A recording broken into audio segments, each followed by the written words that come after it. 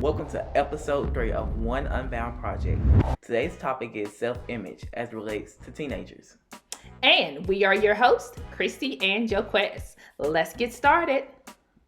Hello, everyone, and welcome to episode 3 of One Unbound Project. I'm Christy. I'm Joquez. We are so excited. We do apologize that we have not brought you content lately, but we have been extremely busy, but we are truly looking forward to today's topic. And today our topic is like self-image and physical appearance. Okay, wow. Self-image and physical appearance as it relates to teenagers. So let's talk a little bit about that. Anything, right off the top of your head that you want to discuss about the issues or things that, teenagers come in contact with as it relates to their physical appearance? Yeah, I know like a lot of teenagers struggle with their physical appearance. They'll feel insecure about certain things. This is a time in our life where we go through a lot of changes. So it really contributes heavily to that issue as well. Okay, so yeah, definitely body changes and things like that. So what do you see? How are people dealing with it? How are teenagers dealing with it? Are they finding it difficult to deal with? Or I've found that a lot of teenagers find it difficult to deal with because they don't really have anybody to talk to or communicate with. So they're not sure how to express those insecurities or those feelings about their physical appearance. So I don't really see a lot of teenagers know how to deal with it. Okay. So when you talk about physical appearance, I know that can go along with a lot of things, not just the body image itself or just the changes in the body, but sometimes even, what teenagers wear on the outside. Sometimes that also impacts the life, of teenagers. Talk a little bit about that. Yeah, because some families might not be as fortunate as others and might not be able to afford name brand clothing or really a high life clothing, I guess, such as Louis Vuitton and all those expensive clothings. And that really, since in teenage society, I know in school, a lot of people find it to make a lot of money important. Your value and your popularity depends on how much money you have and how you present yourself and how all these items that you have cost so much money. And I just don't feel like that's the case. And because of that social stigma, a lot of teenagers find it difficult to deal with then when they might not be as fortunate to afford such luxuries, I guess. So do you find it that, all teenagers that, their parents may be affluent or, have, be financially stable, do you find them, being negative toward others, or is not all of them, but is it some, or how do they react? So I feel like when teenagers see another kid that might have a lot of expensive clothing or things or items, they would tend to react negatively. I wouldn't say because of jealousy, but because more often than not, those people have bad attitudes or are extremely rude. And that really goes together with, because they're all the expensive clothing, they're just stuck up, I guess, because they think that, they have all this and that, but items and all that is just not everything. Yeah. And you're right that, some families are not, fortunate or as fortunate as others, but that should not be, an issue where, teenagers, so are they being picked? So the ones that, their parents may not be, as fortunate, or families may not be as fortunate, are they picked on? Yeah, I feel like commonly when you have clothing that might not reflect as much of an expensive lifestyle, they do tend to be picked on about other kids, even though they might not have as much items themselves. It's just, I don't know, it's just a common thing with teenagers, just pick on other kids that might not be as fortunate or might be going through other things. So.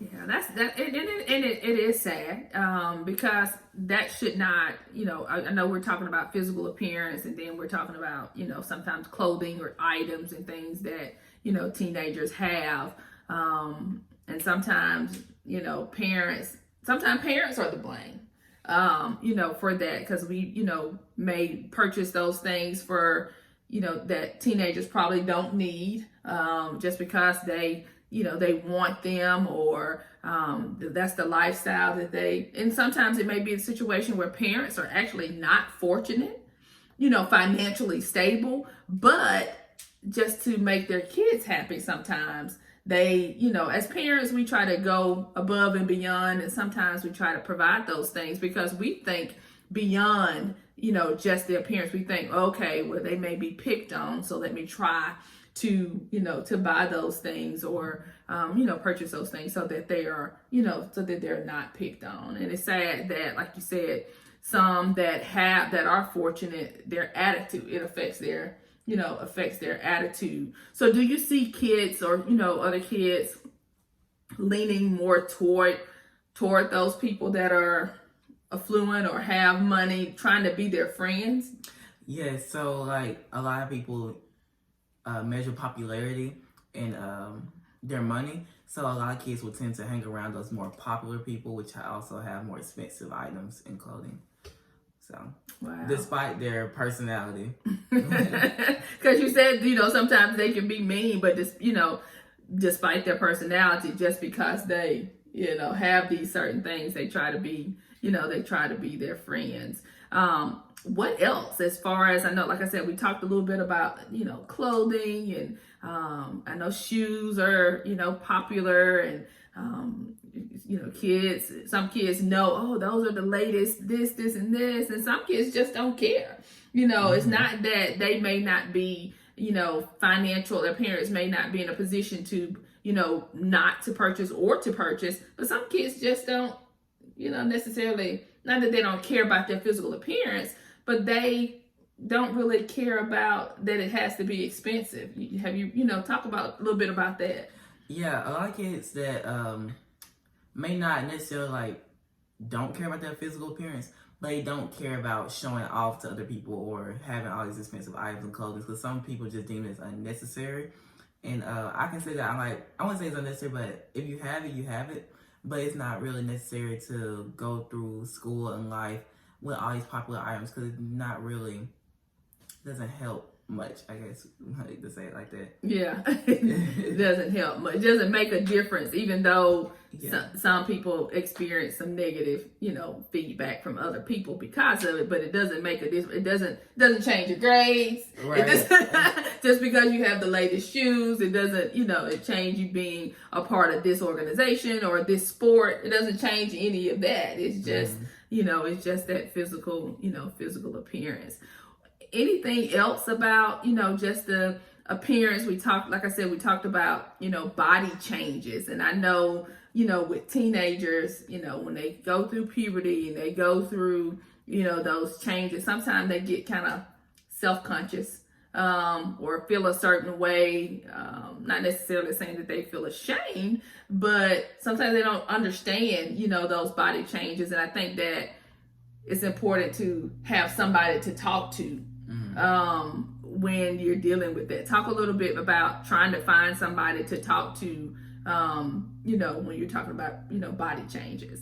Yeah, so as I mentioned earlier, a lot of people cannot deal with, physical appearance stuff, with when they're self-conscious, but they don't have anybody to talk to or communicate with.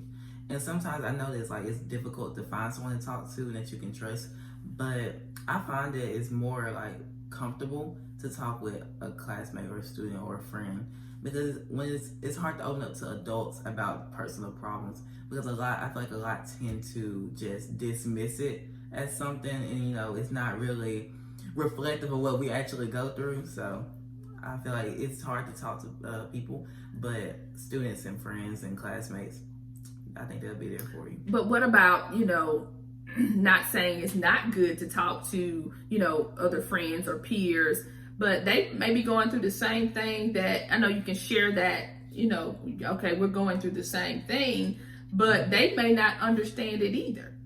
So, I would think that the next step would be, okay, to talk to your friends, but the next step would be to find an adult that you can confide in to talk about those things. I know it may be gender specific, as male, you may want to talk to your dad or your uncle, or if you have an older brother or something like that. And the females may want to talk to, an older sister or their mom, because there's certain things that, somebody of the opposite sex may not be able to, communicate or understand or help you to understand, or you'll think, well, how does she know? You know, Yeah. I know that's kind of with us. It's like, I don't know. You know, you can ask your dad, or you know, Yeah. or someone. So I think but I think it is important because you want to get accurate information too. That's true. I think that's the key. You want to get accurate information. Not saying that the adults know everything, but you want to be able to get information, you know, because an adult has probably gone through those things and they can, you know, kind of help and guide you. So I don't think it's anything wrong with, you know, talking to peers because you share that. Because, you know, peers only know what they know, and, you know, some are still in the same boat as you are and confused and might not know all the information. So it's good to talk to an adult, like you were saying. Yeah, I agree, because you definitely do at that age start going through, you know, a lot of changes. I know we're talking about appearance, but even emotions. I think you have some emotional things going on as teenagers that you're like, what is going on? I know we had that conversation not too long ago. It was like, okay, everything is starting to just come to, you know, seem like it's falling apart here. Yeah. And then you had to talk about how you dealt with that. You had to just question yourself and, you know, deal with it or find the best way to deal with it. Because with me, I feel like everything was getting to me. Everything was irritating me, and I'm not sure why it was. And I'm usually not like that. I usually don't let a lot of stuff get to me. But like, I feel like school was getting stressful. There's just so much going on, and I was just busy. But when I did open up to my mom and talk about it, it really made it better to deal with because I had someone to talk to about it with my issues. So. Yeah, and I'm like, it's okay. It's, you know, you going through that, the emotions. I get it. But like you said, you know, that communication piece, and we can't stress that enough. Being open and being able to communicate, you know, like I said, with an adult, doesn't necessarily have to be the parent, but somebody that you feel that you trust, that you can talk to about it. So just in recap, we know that, you know, teenagers go through a lot of changes, physical appearances. And you just want to talk about, you know, just want to let those people know, hey, it's okay. Talk to somebody about it. But also be able to know what's important. I think that's, you know, that's important. Knowing what's important, you know, the clothes, the material things, you know, are not that important or can't, you know, determine your path for life just based on that. Anything else you can think of?